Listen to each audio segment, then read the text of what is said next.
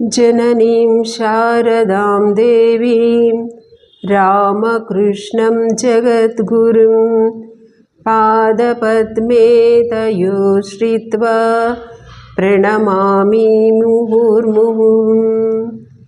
सिन्धूरारुणविग्रहां त्रिनयनां माणिक्यमौलिस्फुरत् तारानायकशेखरां स्मितमुखीम् आपीनवक्षोरुहां पाणिभ्यां मलिपूर्णरत्नचषकं रक्तोत्पलं बिभ्रतीं सौम्यां रत्नघटस्थरक्तचरणां ధ్యాయేత్ పరామంబికాం. లలిత సహస్రనామాల్లో ఈరోజు 5వ శ్లోకం నుంచి 10వ శ్లోకం వరకు చూద్దాము. శ్లోకం: అష్టమీ చంద్ర విభ్రాజ దళికస్థల శోభిత ముఖచంద్రకళంకాభ మృగనాభి విశేషక. అష్టమీ చంద్ర విభ్రాజ, అష్టమి తిథి నాటి చంద్రుని మాదిరిగా దళికస్థల శోభిత, ప్రకాశించే లలాట ప్రదేశం కలది. ముఖ చంద్ర కళంకాభ, చంద్రుని వంటి ఆమె ముఖంలో చంద్రునిలో మచ్చ ఎలా అయితే ఉందో అలా ఈ కస్తూరి తిలకం ఆమె లలాటంలో శోభిల్లుతోంది. అష్టమి చంద్రుడు శుక్లపక్షంలోనైనా కృష్ణపక్షంలోనైనా సమంగానే ఉంటాడు. ఎందుకంటే 15 రోజుల్లో ముందు 7 రోజులు, తర్వాత 7 రోజులు, వీటి మధ్యలో 8వ రోజు అంటే అర్ధ చంద్రబింబం కాబట్టి ఒకే రకంగా ఒకే కళతో ఉంటుంది. అటువంటి కళలో వృద్ధి క్షయాలు ఉండవు. అటువంటి లలాటం అమ్మది అని చెప్తున్నారు. అంటే ఇక్కడ చంద్రకళతో పాటు అర్ధచంద్రుని లాంటి విశాలత్వం కూడా ఇక్కడ చెప్పబడింది. లలాటి యొక్క విశాలత్వం చెప్పబడింది. ఇక అర్ధచంద్రుల్లో, అష్టమి చంద్రుల్లో ఏ విధమైన మార్పులు ఏ విధంగా లేకుండా ఉంటాయో అలాగే దేవి యొక్క నిశ్చల తత్వాన్ని ఇది తెలుపుతోంది. శత్రు సంహారం చేసేటప్పుడు మన అమ్మ లలాటాన్ని వర్ణిస్తారు. పురుకుటి కుడిలానన అని దుర్గాదేవి స్తవంలో మనకు వస్తుంది. అంటే కోపంతో భ్రూమధ్యం ముడిపడింది అని చెప్తారు.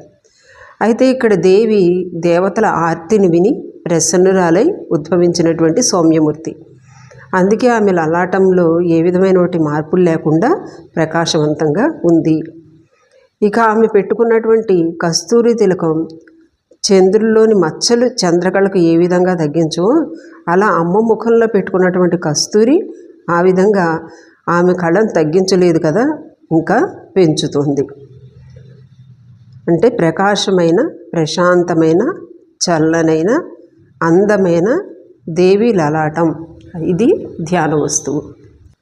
తరువాతది వదనస్మర మాంగళ్య గృహతోరణ చిల్లిక వక్త్రలక్ష్మీ పరివాహ చలన్మీనాభలోచన.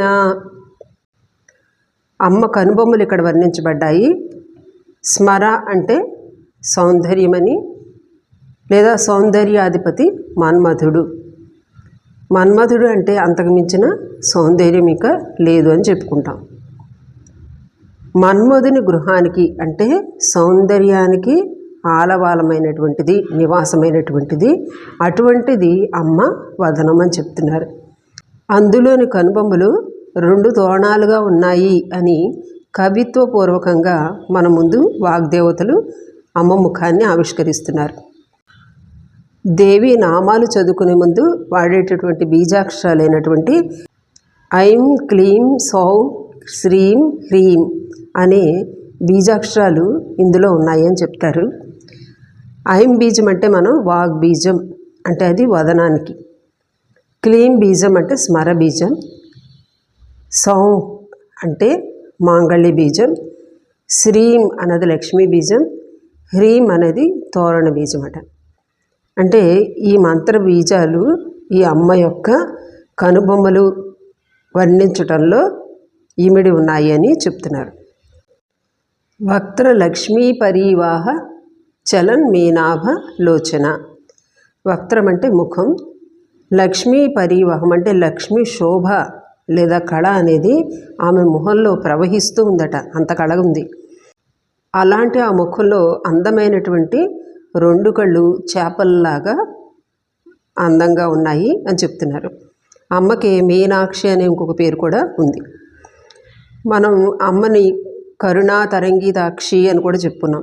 కరుణ అనేది ఆమె కన్నుల్లో పొంగి పొర్లుతుంది అని చెప్పి, శోభాపూరితమైనటువంటి ఆమె వదనంలో అందమైనటువంటి చేపల్లాంటి ఆమె కళ్ళు, కరుణతో కూడినటువంటి కళ్ళు, ఆ చెలిస్తున్నటువంటి కళ్ళతోటి ఆమె దేవి సృష్టిని వీక్షిస్తుంది.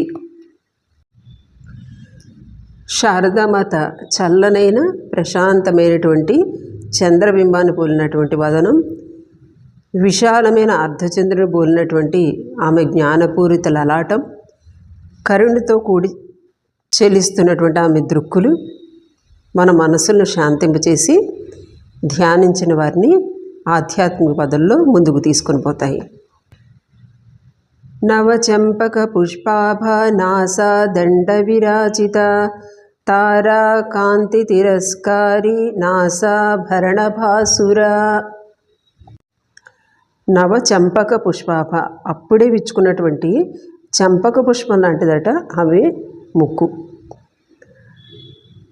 నాసాదండం యొక్క ఆకృతి ఎలా ఉందని చెప్తున్నారంటే ఈ చంపక పుష్పం యొక్క రెక్కలాగా చివర కోటేరేసినట్టుగా సన్నగా ఉంది అని.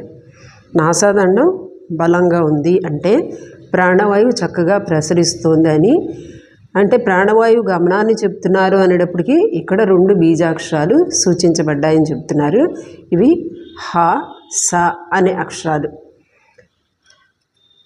ఇవి మంత్ర సాధకులకి ఈ విధంగా బీజాక్షరాలని తెలియచేస్తారని. తారాకాంతి తిరస్కారి నాసాభరణ భాసుర. దేవి యొక్క నాసాభరణం అంటే ముక్కు మీద ఉన్నటువంటి ఆభరణం కాంతి ఎంతలా ఉందంటే ఆ కాంతి ముందు తారల కాంతి కూడా దిగదుడుపు అని చెప్తున్నారు. దేవి యొక్క కుడి ఎడమ నాసికాభరణాలు సూర్య చంద్రులుగా కూడా చెప్తారు. వీటిని సూర్యనాడి చంద్రనాడి అని ఇడాపింగళ నాడులుగా, మధ్య అడ్డాపాసని సుషుమ్నకు ప్రతీకగాను చెప్తారు. శారదామాత నాసాదండం కూడా నవచంపక పుష్పరేఖలాగే ఉంది అని మనకు అనిపిస్తుంది. అమ్మ చిన్న వయసులో శ్రీరామకృష్ణులు అస్వస్థులయ్యేంత వరకు కూడా వివిధ ఆభరణాలు ధరించేవారు. వాటిలో నాసాభరణాలు కూడా ఉండేవి. బులికి కూడా అమ్మ ధరించేవారు, అంటే అడాపాస కూడా ధరించేవారు. ఇలా అలంకారవృతమై ఉన్నటువంటి షోడశి రూపంలో ఉన్నటువంటి శ్రీమాతను తలుచుకుంటే ఈ రూపానికి మనకి సరితూగుతూ ఉంటుంది. తరువాత శ్లోకంలో కూడా శారదామాత యొక్క షోడశి రూపాన్ని మనం గుర్తుకు తెచ్చుకోవచ్చు. కదంబ మంజరీ క్లుప్త కర్ణ పూర మనోహర తాటంక యుగళీభూత తపనోడుప మండల. కదంబ మంజరీ క్లుప్త విచ్చుకున్నటువంటి పసుపు మంజీరాలు అంటే పుప్పొడితో కూడినటువంటి కదంబ పుష్పాలు లాంటివి కర్ణ యొక్క పైభాగపు ఆభరణంగా దేవి ధరించింది అని చెప్పి, అంటే బంగారు వర్ణంలో ఉన్నటువంటి కదంబ పుష్పాలు లాంటి వికసించినటువంటి ఆభరణాన్ని అమ్మ కర్ణం యొక్క పైభాగంలో ధరించింది అని. అమ్మని కదంబ వనవాసిని కూడా అంటారు. అంటే ఈ కదంబం అనేటప్పటికీ అమ్మకి చాలా ప్రియమైంది అనుకుంటా. ఎందుకంటే ఒక దాంట్లో అనేక పువ్వులు గుత్తువలే ఉంటుంది. దీని గురించి మనం ఇంకా ముందు శ్లోకాల్లో కూడా తెలుసుకుంటాము. అయితే ఈ అనేకమైనటువంటి పువ్వులు గుత్తులు అనేక ధ్వనులు గ్రహించే సామర్థ్యానికి దీటేమో అని అంటున్నారు. అందుకే మనం చెప్పుకోవచ్చు, చీమ యొక్క నూపుర ధ్వని కూడా భగవంతుడు వింటాడు అంటారు. అంటే అంత సూక్ష్మంగా ఆ పుష్పం ఉంటుందేమో, అందుకని ఆ పుష్పాన్ని ఇక్కడ ఉదాహరణగా వాడారు. అమ్మ సృష్టిలోని ప్రతి చిన్న శబ్దాన్ని కూడా ఆమె వింటుంది, అందరి పిలుపుని ఆమె వింటుంది. తాటంక యుగళీభూత తపన ఉడుప మండల. అంటే తాటంకాలు అంటే చెవి కమ్మలు 2, తపన అంటే సూర్యుడు, ఉడుప అంటే అర్థమైంది అంటే చంద్రుడు. సూర్యుడు బాహ్యకాంతికి, చంద్రుడు మనస్సు కంటే లోపల కాంతికి అధిపతులు. ఈ 2 కూడా అమ్మ కర్ణాభరణాలు. అమ్మను విరాట్ రూపంగా భావిస్తే సూర్యచంద్రులు ఆమె కర్ణాభరణాల స్థానంలో ఉన్నారు అని. ఆభరణాలు ధరించడం, దేవిలా అలంకరించుకుని దేవిని పూజించే సాధకులు ఉంటారు. అంటే దైవీ భావాన్ని తమలోకి తెచ్చుకోవటం, అంతేగాని ఇది ఆర్భాటం కాదు. శ్రీరామకృష్ణులు కూడా తమ సాధన సమయంలో మధురబాబును నగలు చేయించమని అడిగి అమ్మ చెలికత్తులు ఆయన అలంకరించుకుని పూజ చేస్తారు. అంటే భావం, ఆ భావం వెనుకున్నటువంటి తత్వం అనేది ముఖ్యము. ఎందుకంటే బ్రహ్మ వస్తువు సత్యం, శివం, సుందరం చెప్తారు. సత్య వస్తువు ఆ దేవి, ఆమె శివం మంగళకరమైంది, సుందరమైనది. అందుకనే ఈ విధంగా ఇక్కడ వర్ణన కొనసాగుతుంది. 9వ శ్లోకం. పద్మరాగ శిలాదర్శ పరిభావి కపోలభూ నవ విద్రుమ బింబశ్రీ న్యక్కారి రదనచ్చద. పద్మరాగ శిలను మరలా అద్దానికి దిగదుడుపుగా ఉండేటటువంటివి అమ్మ చెక్కిళ్ళట. అంటే అమ్మది ఎరుపు రంగు కాబట్టి ఆ అమ్మ బుగ్గలు ఎంతో నునుపుగా ఎరుపుగా మెరుస్తూ ఉన్నాయట. ఒక అద్దంలో రూపం ఎలా ప్రకాశిస్తూ ఉంటుందో అమ్మ చెక్కిళ్ళు అంత ప్రకాశంతో అద్దంలా ఉన్నాయి అని చెప్తున్నారు. శ్రీ శారదామాత చెక్కిళ్ళు కూడా చాలా నిండైనవి. అమ్మ లజ్జాపుట వృతి ముసుగులో మాతృత్వ శోభతో ఆమెను మనం చూస్తున్నప్పుడు ఆమె చెక్కిళ్ళు కూడా బిడ్డల పట్ల ప్రేమతో ప్రతిబింబిస్తూ, ఆ ప్రేమను ప్రతిబింబిస్తూ ఉంటాయి. నవవిద్రుమ బింబశ్రీ న్యక్కారి రదనచ్చద.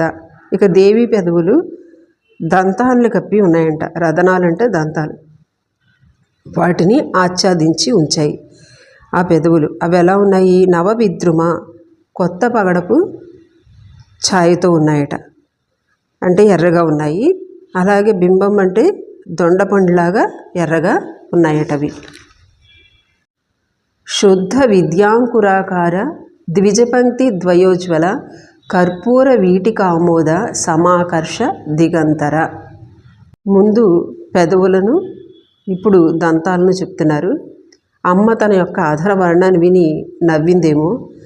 ఆ నవ్వినప్పుడు ఆమె పెదవుల్లోంచి మొలకలలాగా అంకురాకారంలో ఉన్నటువంటి ఆ పలువలసలు ప్రకాశించాయట. ఈ దంతాల యొక్క ప్రకాశాన్ని శ్రీ విద్యతో పోల్చారు. శ్రీ విద్య అంటే బ్రహ్మ విద్య. బ్రహ్మ విద్య ఏమిటి? ఇది అంత అహం త అంటే ఈ రెండింటి మధ్య భేదాలు లేదట. ఇదం అంటే ఏంటి? ఈ జగత్తంతా. అలాగే అహం త, అహం ఏది? ఉపాధి రహితమైనటువంటి ఆత్మ. దాన్ని మన అహం బ్రహ్మాస్మి అని అంటాం. అదే పరమాత్మ అని అంటున్నాం. అంటే ఈ జగత్తుకి ఆ పరమాత్మకి మధ్య భేదం లేకుండా ఏకమై ఉన్నటువంటి ఆ పరబ్రహ్మ తత్వాన్ని తెలుసుకోవటమే శ్రీ విద్య లేదా శుద్ధ విద్య అని అంటాం. ఇది అమ్మ ముఖంలో, వారి నవ్వులో మనకి ప్రకాశితమవుతుంది అంటున్నారు. ఇక్కడ అమ్మ శరీరాన్ని 3 కూటాలుగా చెప్పబడింది. తర్వాత రామాల్లో మనకు వర్ణన వస్తుంది. ఇవి శ్రీమద్ వాగ్భవ కూటం, మధ్యకూట స్వరూపిణి, కట్యదో భాగధారిణి, అంటే దీన్ని శక్తి కూటం అని చెప్తారు. ఇలా 3 కూటాలుగా విభజించబడింది. వాగ్భవ కూటం, మధ్యకూటం, శక్తి కూటం అనేది. ఈ అమ్మ ముఖాన్ని మనం వాగ్భవ కూటం అంటే జ్ఞానస్థానం అని చెప్తాం. అది ఈ నవ్వులో ప్రకాశిస్తూ ఉందట. శ్రీ షోడశాక్షరి విద్యలో కూడా 16 అక్షరాలు చెప్పబడుతున్నాయి. ఈ 16 వర్ణ రూపాల వలె ఉన్నటువంటి దంతపంక్తులు జంట కలిగినటువంటి తల్లి. అంటే 16 జంటలు అంటే 32 దంతాలు. ఎందుకని? అక్షరాలు నోటి నుండి వెలువడతాయి, అంటే దంతాలు వాటికి అవసరం. అలాగే మంత్రస్వరూపమైనటువంటి బీజాక్షరాల సముదాయంగా, అందుకనే అమ్మ నోటిని, ముఖాన్ని వాగ్భవ కూటంగా చెప్పబడింది అన్నమాట.